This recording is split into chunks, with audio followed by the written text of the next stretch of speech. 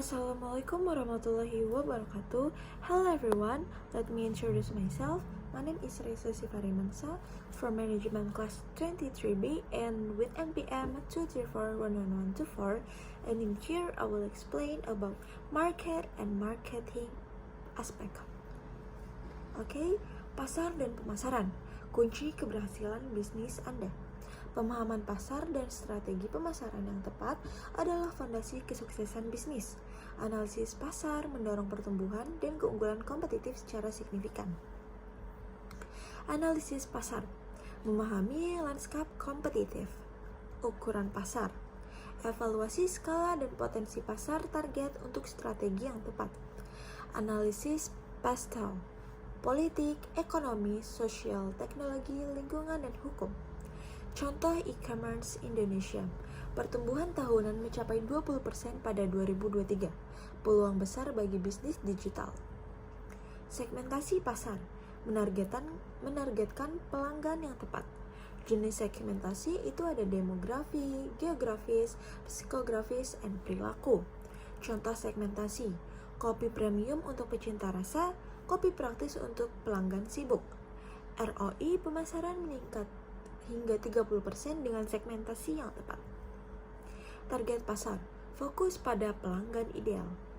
Buyer persona, profil wanita 25-40 tahun, peduli kesehatan dan kecantikan alami.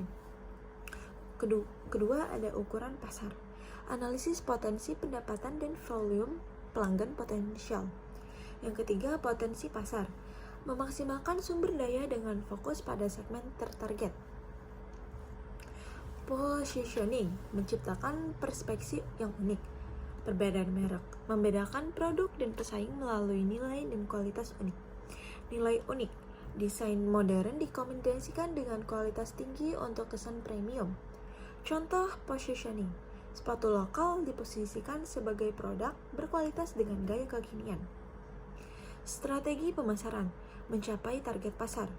Bauran pemasaran 4P, produk, harga, tempat, dan promosi. Pemasaran digital, SEO, media sosial, and content. Influencer marketing tingkatkan awareness 40%. Saluran pemasaran, memilih yang paling efektif. Yang pertama itu ada online, website, e-commerce, serta media sosial untuk jangkauan luas. Yang kedua ada offline, toko fisik, acara, dan direct marketing membangun kedekatan pelanggan. Yang ketiga, ada kombinasi strategi, sinergi antara online dan offline optimalkan hasil pemasaran. Anggaran pemasaran atau alokasi sumber daya yang tepat. Yang pertama ada metode penetapan, persentase penjualan dan tujuan pemasaran sebagai dasar penganggaran. Yang kedua ada alokasi anggaran, distribusi dana fokus pada saluran pemasaran yang paling efektif.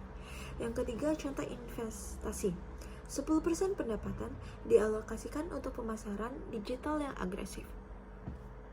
Pengukuran kinerja pemasaran, evaluasi dan optimasi, KPI utama, ROI atau Return on Investment, CAC atau Customer Acquisition Cost, CLTV atau Customer Lifetime Value.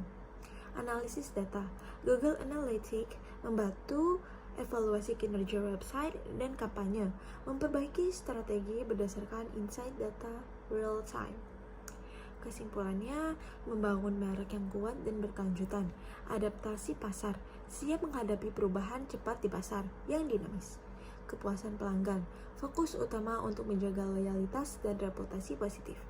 Proyeksi realistis, rencana pertumbuhan berbasis data dan analisis komprehensif.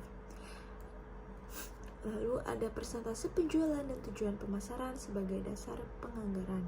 Distribusi dana fokus pada saluran pemasaran yang efektif. Lalu sinergi antar online dan offline optimalkan hasil pemasaran. Desain modern dikomunikasikan dengan kualitas tinggi untuk kesan premium. Analisis potensi pendapatan dan volume pelanggan potensial, memaksimalkan sumber daya dengan fokus pada segmen tertarget. Ada contoh e-commerce, itu pertumbuhan tahunan mencapai 20% pada 2023, peluang besar bagi bisnis digital. Pemahaman pasar dan strategi pemasaran yang tepat adalah fondasi kesuksesan bisnis. Analisis pasar mendorong pertumbuhan dan keunggulan kompetitif secara signifikan. Okay guys, that's all from me. Thank you for the listening. See you and goodbye. Wassalamualaikum warahmatullahi wabarakatuh.